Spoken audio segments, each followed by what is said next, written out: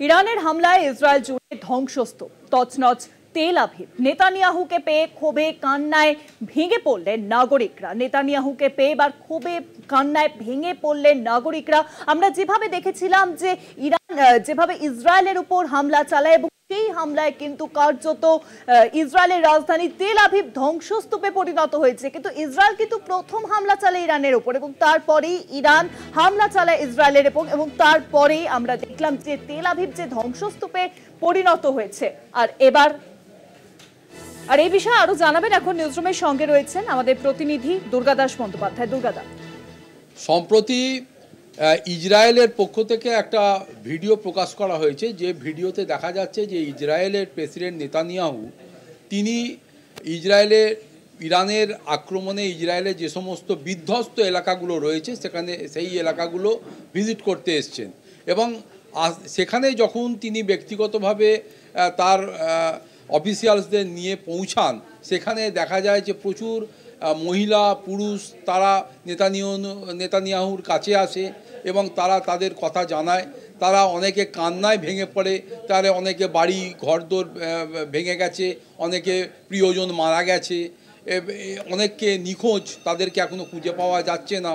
ফলে এরকম একটা বিধ্বস্ত এলাকায় যাওয়ার পর প্রচুর মানুষ আবার দেখা যাচ্ছে ক্ষোভেও ফেটে পড়েছে, যে অনেকে বলছে যে এই ধরনের একটা বিধ্বংসী যুদ্ধে জড়াবার কি দরকার ছিল, যখন লং টাইম বিগত দিনগুলোতে ইসরায়েল তাদের সঙ্গে যুদ্ধে জড়াবার ফলে আর্মস অ্যান্ড অ্যামিউনিশন থেকে শুরু করে তাদের যে মারণাস্ত্র, তাদের যে ভাণ্ডার সেটা অনেকটা কমে গেছে। পরবর্তীকালে মার্কিন যুক্তরাষ্ট্রের উপর নির্ভরশীলতার জায়গায় তাদেরকে চলে যেতে হয়েছে। এই ব্যাপারগুলো নিয়ে অনেকে ক্ষোভ প্রকাশ করছে এবং সেগুলো রাস্তায় দাঁড়িয়েই তারা ক্ষোভ জানাচ্ছে, অনেকে কান্নায় ভেঙে পড়ছে। এবং একটা বিষয়ে দেখা গেল যে নেতানিয়াহু কিন্তু প্রত্যেকের কাছে যাচ্ছেন, সেই কথা শুনছেন, তাদেরকে আশ্বস্ত করছেন যে পরবর্তীকালে এই যে ধ্বংসলীলা চালানো হয়েছে বা ধ্বংসাত্মক জায়গাগুলোতে ধ্বংসের ফলে অনেকে ক্ষতিগ্রস্ত, এই ক্ষতি তিনি পূরণ করার আশ্বাস দিয়েছেন।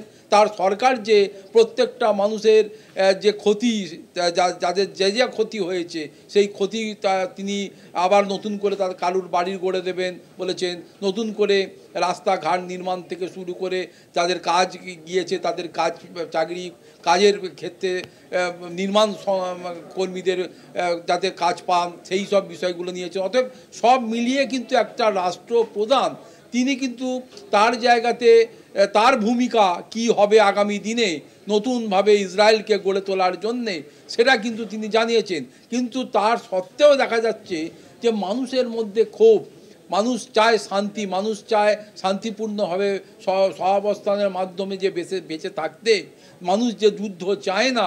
দিনের শেষে মানুষ যে সবাইকার সাথে কে নিয়ে, প্রত্যেক পরিজনকে নিয়ে, প্রিয়জনকে নিয়ে যে তারা থাকতে চায়, সেটাই কিন্তু বারবার সামনে চলে আসছে এবং এটাই সারা বিশ্ববাসীর কাছে আবার উঠে আসছে যে মারণাস্ত্র কখনো একটা সমাধানের সূত্র হতে পারে না। মোরালিটি, মানবতাকেই জাগিয়ে রাখতে হয়, মানুষকে বাঁচিয়ে রাখতে হয় এবং মানুষ বেঁচে থাকার জন্যে শান্তির সবথেকে বেশি প্রয়োজন। যুদ্ধ কখনো মানুষের জীবনকে বদলাতে পারে না, শান্তিই একমাত্র মানুষকে বেঁচে থাকার রসদ যোগাতে পারে, শান্তি মানুষকে পারে আগামী দিনে হিউম্যানিটি অর্থাৎ মানব সভ্যতাকে এগিয়ে নিয়ে যেতে।